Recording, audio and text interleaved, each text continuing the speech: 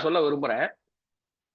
21/1/2025 புளியந்தோப்புல 60 வயது மூதாட்டிக்கு பாலியல் தொல்லை கொடுத்தாங்க. 60 வயது. நீங்க ஒண்ணு சின்ன பொண்ணு இல்ல, 60 வயசு. சமீபத்துல பாத்தீங்கன்னா 74 வயசு மூதாட்டிக்கு ஒரு 24 வயது கஞ்சா ஆசாமி, போதை ஆசாமி தொல்லை கொடுத்தான். சரி, 23/6/2025 மதுரையில 70 வயசு பாட்டிக்கு தொல்லை கொடுத்தான். சரியா? இன்னொன்னு சொல்றேன், 16/6/2025 கடலூர்ல 80 வயசு மூதாட்டிக்கு. நீங்க கடலூர்ல வந்து அது வேற கூட்டு பாலியலாம் 80 வயசு பாட்டி. இப்ப எதை நோக்கி போயிட்டு இருக்கு? இவங்க சட்ட ஒழுங்கு சீரா வச்சிருக்கோம், பெண்களுக்கு பாதுகாப்பு பண்றாங்கல்ல. அப்ப இந்த பாட்டிங்க எல்லாம் என்னங்க பண்ணாங்க? அவங்க நீங்க இளம் பெண்களை சொன்னாக்க அவங்கதான் அதுக்கு தூண்டி இருக்கிறாங்கன்னு கதை கட்டுறீங்க.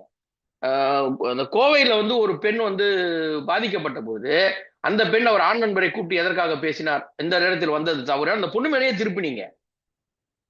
இப்ப 70 வயசு 80 வயசு பாட்டி என்னங்க பண்ணாங்க?